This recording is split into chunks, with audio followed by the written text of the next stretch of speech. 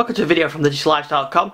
In this video we're going to look at something we've not looked at for a while, which is an Android tablet. This is the Samsung Galaxy Tab S3 with Pen, S Pen, a nice high-end device. So I'm going to unbox it and set it up and we'll have a look what it can do. So in the box we have the tablet, which I'll look at in a sec, USB cable and charger, and Samsung Pen. So here's the tablet itself. It's very nicely constructed. You can see how thin it is. It's very thin. We've got a dock connector there, a USB, it's like USB-C port on there. It is a USB-C, headphone. So it's very nice to hold and very light, and the weight is 429 grams. So I'll power this on. It shouldn't take too long to charge because it is the quick charge type, so very fast charging through USB rapid charging. So before I just go through the setup, I'll just give you some of the basic specs. So it's Android running Android 7.0. It's got a Qualcomm 820 processor in it, quad core, running at 1.6 GHz, 4 GB of RAM, 32 GB storage. It's got wireless AB, NG, AC, Bluetooth 4.0, USB-C, audio jack, SD card reader up to 256 gig. It's got a 13 megapixel rear camera, 5 megapixel front camera, and there's a fingerprint scanner which we'll be having a look at, and like I said, it comes with the S Pen and like a 6,000 milliamp battery on there, which could give you about 12 hours. So during the setup it's asking if I want to use fingerprint, which I am going to do, and so let's set that up. So the fingerprint reader is here on the power button, so let me do that. And so it learns it by me tapping the screen like that. I'm also going to set my thumb up there because that's probably somewhere an area I would use. It's a Samsung device, so once you sign in with a Samsung account you don't have to, and you get the Samsung Galaxy apps and some other stuff, and I'll check that out later. Okay, so I've got it all set up now. It's actually doing a few app updates and things. Very nice screen on there, Super AMOLED screen. I'm going to give you the screen resolution. So the screen resolution is 2048 by 1536, so 1536. Very nice and clear. It's quite glossy, so you do get a bit of reflection on that. You can probably just about see, well, you can see that there through the camera, but actually it's really nice and bright. I do like these kind of screens, and it's very clear as well. So it's running Android 7, so I've got to set all my apps and everything else up on here. Very nice screen. There's a few apps installed. In fact, interestingly, there's lots of Microsoft apps installed on there.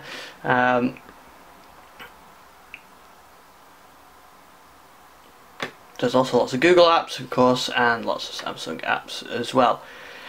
So let's have a look at the pen actually. So fire up OneNote, and I can use the pen with this. So let's use the stylus. So I can use the stylus, and yeah, I use this in meetings all the time, OneNote, and this is very handy for that. OneNote is a great way of syncing your notes up, and the pen is very good actually. The pen has multiple response rates, or pressure rates, so you can see I can get very fine, or if I press down I get a thicker pen, and it's very. So anybody that uses a pen on a device like a Surface where you've got that fine control of the pen, this has got that, and this has got the air thing as well, so you can like quick shortcuts really, which I think are nice. So you can do screen write, so you can actually take a picture like that and I can draw on the screen itself. So this is not on the app, this is actually drawing on the screen. So probably a better example would be to open something like, say, a folder, and I can screen write. It's taking a picture of it and I can draw on it, and then I can then share that out. So it's a good way on a web page or in a document or something like that, you know, you can just share that screenshot with your annotations on there. So of course it comes with all the usual Android apps on there. So I've got Google Chrome on there, and it's a good browsing experience with Chrome, as you'd expect. I use Android phone as well, so I'm pretty used to Android apps. So, and a great way, obviously these share together. So I'm obviously used to Android apps through a phone, and I guess that's one of the advantages of using this over say an iPad. Is if you're an Android user with your phone, you've got a Samsung Galaxy or whatever, you can be very familiar with this straight away, and a lot of services sync up together. So let me try some let's try some video playback next. So a bit of Netflix on there, and you know, it's great for something like Netflix. It's got a nice screen. Actually, it's a bit reflective, but you know, good quality screen, and that's really nice quality on there. To the video, I'm going to mute the audio up. Let's have a listen. Radio Norwich, see, the best music. It's loud, I can say. So for a personal device like this, there's plenty of volume. You're not going to struggle for volume. So it should also be good for music playback as well. So I've got a bit of music playback, good audio reproduction. We've got speaker grills here at the bottom and at the top as well. So a nice stereo separation between the two sides in there. So that's really good. So a lot of Samsung apps included, like this Note app. So this is like an example of one of the apps, Samsung Note app, and you can do text notes, and you can do pen notes, and you can draw on it, and it's quite a nice little app.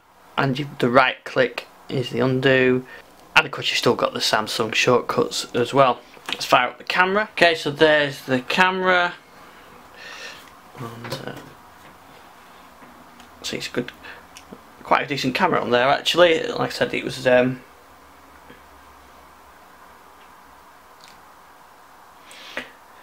So there's the camera. It's a decent camera on there, 13 megapixel camera, and we can switch cameras.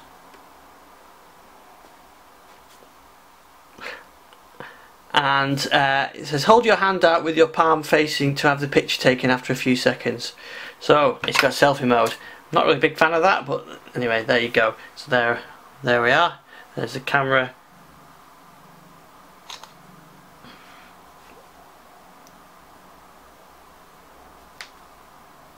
Selfie mode.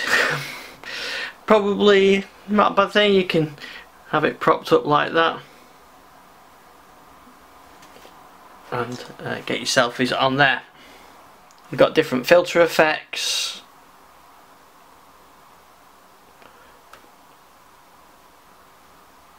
I prefer to apply those after, I guess, but yeah, the option's there. So I have no effect on that. And we've got like hyperlapse mode and HDR mode and panoramic modes and so on, and the Pro mode gives you the control of the ISO and the white balance on there as well. And of course it'll do video shoots as well.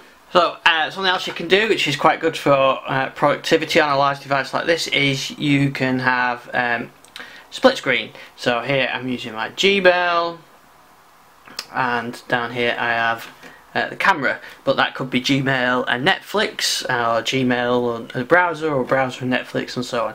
You can flick through. This is a standard Android feature actually, but there's the Google Play Store.